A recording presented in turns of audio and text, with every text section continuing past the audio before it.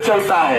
एक ऐसा इंसान है जिसके पास अपना कुछ नहीं था, लेकिन राजपुर के इलाकों में जाता था, वहां से जाकर राशन इकट्ठा करता था और आकर इस बक्सर में उन झुग्गी झोपड़ियों में बांटने का कार्य करता था कि कोई भी गरीब, कोई भी वंचित, कोई भी शोषित, कोई भी दलित भूख के अभाव में कहीं नहीं रह पाए। और दूसरे तरफ हमारे सदर विधायक हैं जो अब निर्वर्तमान विधायक हो जाएंगे 10 तारीख के बाद। आप लोग के आशीर्वाद के बदौलत हमें विश्वास है, उस बदौलत हम उनको निर्वर्तमान विधायक बोल रहे हैं। वो 3 महीना जब बिहार के लोगों को, बक्सर के लोगों को सबसे ज्यादा उनकी जरूरत थी, तो दारू के स्मगलिंग में, जो दारू इस बिहार में बंद है, दारू के स्मगलिंग में 3 महीने फरार रहने का कार्य किए हैं। और करते क्या है, हमारी धरती रही है, ये त्रिदंडी स्वामी की धरती रही है, ये जीएस स्वामी की धरती है, ये खाकी बाबा की धरती है, ये मामा जी की धरती है।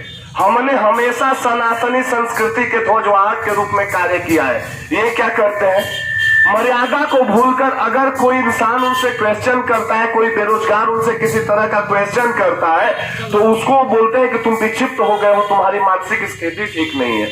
अगर कोई इंसान उनसे किसी तरह का प्रश्न करता है तो उसको बोलते हैं कि हम ढुका के निकाली ला, फिर ढुका दम तो शाहबाद में ना निकली। का हमने के बक्सर कैसा विधायक चाहिए, का हमने के बक्सर कैसा जनप्रतिनिधि चाहिए। शर्म हमने पावे के चाहिए। अगर हमने के पढ़ लिखित होके, अगर हमने के शिक्षित होके ऐसा नालायक, ऐसा गुंडा विधायक, कैसा लंठ विधायक के चुनता नहीं जा। आप लोगों से आग्रह बा, हम इससे ज्यादा ना बोलत। 28 तारीख के जब दिन आई तो हमने के एक वोट कमल पर दीजा। जब हम कमल पर वोट देंगे तो विश्वास मानिए कि हर एक वोट जो आपका कमल के चिन्ह पर जाएगा, वो वोट नरेंद्र मोदी के कंधे को और उनके हाथों को मजबूत करेगा। मित्रों, 28 तारीख का दिन होगा, कमल हमारा चिन्ह होगा। एक बार आप विश्वास रखिए, यहाँ से परशुराम चतुर्वेदी जी को जिताने का कार्य कीजिए और उन्हें पटना के विधानसभा सदस्य के रूप में वहां पर शपथ देने का कार्य कीजिए। वो जाकर आपके आशीर्वाद के बदौलत वहां पर शपथ ले। और अयोध्या में जो दीपावली आप देखकर यहाँ से खुश होते हैं और मन मन सोचते हैं कि काश हमारे बक्सर में वैसी दीपावली मनती। विश्वास कीजिए कि 10 तारीख को जब काउंटिंग में भाजपा के परशुराम चतुर्वेदी को जिताएंगे, 4 दिन के बाद जो दीपावली आने वाली है, बक्सर में वैसे ही भव्य दीपावली मनेगी और बक्सर का हर एक नागरिक उस दीपावली में शरीक होगा। और विश्वास के साथ हमने 2020 में जैसे राम मंदिर का शिलान्यास अयोध्या में किया, वैसे बक्सर राम की कर्मभूमि रही है। यहाँ पर भी हम राम के उस पुनीत कार्यों को आगे बढ़ाने का और बक्सर को इतिहास में एक नाम और एक दर्जा देने का कार्य करेंगे। जय हिंद, जय भारत। मैं एनडीए के पक्ष में आपसे अपील करने आया हूँ कि जो एनडीए की सरकार है वो सुशासन की सरकार है। ये आप सभी से छुपा नहीं है, ये आप भी जानते हैं और हम भी जानते हैं, यहाँ उपस्थित लोग भी जानते हैं कि एनडीए की सरकार जो 2005 से वर्तमान की सरकार है, इसकी स्थिति क्या है। और 2005 से 1990 तक की जो सरकार थी उसकी स्थिति क्या थी। यही स्टेशन रोड है जहाँ मैं मौजूद हूँ, यही बगल में कटैया पुल हुआ करता था, एक इमली का पेड़ हुआ करता था। हमें आज भी बड़ी अच्छी तरह से याद है कि अगर 9 बजे के बाद हम स्टेशन पर उतरा करते थे तो हम रात भर स्टेशन पर इंतजार करते थे, लेकिन घर नहीं जाते थे। इसलिए नहीं जाते थे कि गुंडागर्दी चरम पे था, कहीं पे किसी को लूट लिया जाता था, शाम को घर से महिलाएं नहीं निकलती थी, 7 बजे नहीं 6 बजे यहाँ जितना भी व्यवसायी भाई हैं सारे लोगों को दुकान बंद करना पड़ता था। क्या हम वही सरकार फिर चाहते हैं? मैं आपसे पूछने आया हूँ, मैं आपसे अपील करने आया हूँ कि आपका एक कीमती वोट सुशासन को जाए। जो सरकार राष्ट्र निर्माण कर रही है वो केंद्र से लेके राज्य तक अगर सरकार राष्ट्र निर्माण का काम करती है, सुशासन का काम करती है, विकास का काम करती है, तो मैं आपसे विकास का वोट मांगने आया हूँ। और मेरा विकास आपके सामने है। गांव में आप जाइए, ऐसा कोई गांव नहीं है जहां सड़क नहीं होगा, ऐसा कोई गांव नहीं है जहां बिजली नहीं होगा। और बिजली 2-4 घंटे के लिए नहीं भाइयों, आज हमारे गांव में 22-22 घंटे बिजली रहती है। ऐसा कोई गांव नहीं होगा जहां 7 निश्चय के माध्यम से घर घर शुद्ध पेयजल नहीं पहुंचा है।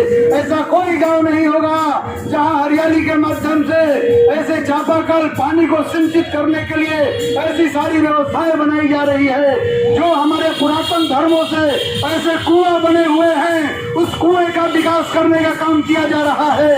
ऐसा कोई गांव नहीं है जहां हर गांव में एक अच्छा विद्यालय का बिल्डिंग नहीं खुल गया है। ऐसा कोई गांव नहीं है जहाँ पे सर्वांगीण विकास देखने को नहीं मिल रहा है, चाहे वो पंचायत के माध्यम से हो, चाहे वो विधानसभा के माध्यम से हो, हर गांव में, हर गलियों में पीसीसी ढलाई की सड़क बन गई है। ये कहने और सुनाने की बात नहीं है। मैं वैसे प्रधानमंत्री का, एक सच्चे प्रधानमंत्री का, एक सच्चे प्रधान सेवक का, एक ऐसा कार्यकर्ता, भारतीय जनता पार्टी का कार्यकर्ता आपसे यह अपील करने आया है कि हमने कल्पना नहीं किया था अपने समय में कि जम्मू कश्मीर से कभी 370 हटेगा, लेकिन जम्मू कश्मीर से 370 धारा हटा कि नहीं हटा। और ये बात इधर सुनने को भी मिला है कि कोई विपक्ष के लोग हैं जिन्हें नजरबंद किया गया था, उनकी रिहाई होती है तो कहते हैं कि जम्मू कश्मीर में मैं फिर से 370 धारा वापस लाऊंगा। तो भारतीय जनता पार्टी और पूरे भारत का एक एक युवा इसे कतई बर्दाश्त नहीं करेगा। हमारे रहते, हम सभी के रहते आप जम्मू कश्मीर में फिर 370 धारा लागू नहीं कर सकते हैं। ये मैं दावे के साथ कह सकता हूँ।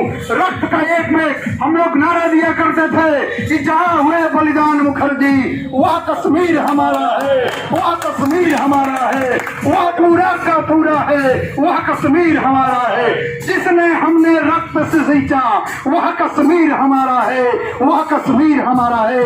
तो अगर इसको किसी ने चरितार्थ किया तो भारत के यशस्वी प्रधानमंत्री नरेंद्र मोदी और भारत के यशस्वी गृह मंत्री अमित शाह ने ऐसा करके दिखाया जो पूरा भारत आज गर्व से सीना ऊंचा करता है।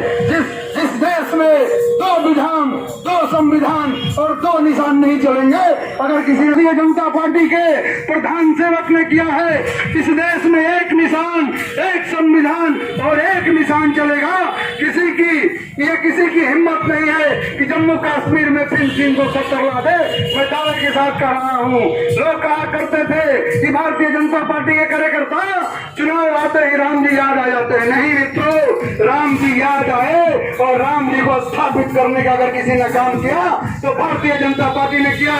जहाँ पूरे सनातन धर्म का आस्था का एक केंद्र बना हुआ है, चाहे मुद्दा 3 तलाक का हो, चाहे मुद्दा धारा 370 का हो, चाहे मुद्दा जनसंख्या नियंत्रण बिल का ऑफिस है और वहाँ पे बैठ के बड़े बड़े माइक लगा के कहाँ से पैसे आ रहे थे। 52 दिनों तक लगातार इन लोगों ने धरना देने का कार्य किया। इन लोगों का कहना था कि आतंकवादियों को हमारे हिंदुस्तान में जगह चाहिए।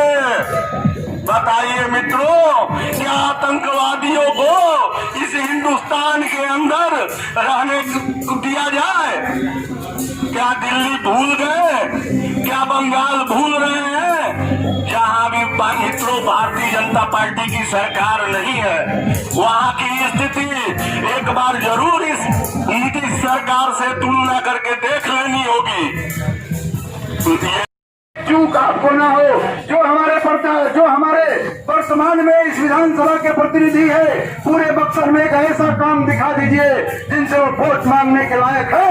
एक ऐसा कोई काम दिखा दीजिए, मैं आपसे वोट मांगने नहीं आऊंगा। बक्सर की विकास की बात कीजिए। ये कहने के लिए विश्वामित्र की तपोभूमि न रहे, ये कहने के लिए श्री राम की शिक्षा स्थली न रहे, ये कहने के लिए पवन भगवान की अवतार भूमि, ये कहने के लिए अहिल्या की जन्मभूमि, ये सिर्फ कहने के लिए नहीं हो। बक्सर का धार्मिक विकास भी हो, सामाजिक विकास भी हो, शिक्षा की व्यवस्था हो, इन सबों के लिए मैं आपके बीच आया हूँ। ये सारी व्यवस्था होगी। एक ऐसा बक्सर सदर से बक्सर प्रखंड के बेटे को टिकट देने का काम किया गया है जो किसी के लिए परिचय का मोहताज नहीं है, वो सबको जानते हैं। ऐसे परशुराम चौबे को 28 तारीख को कमल छाप के 2 नंबर पर बटन दबाइए और भारी से भारी मतों से विजयी बनाइए। कहते हैं ना कि 28 तारीख का दिन होगा, कमल छाप का चिन्ह होगा, कमल छाप का चिन्ह होगा।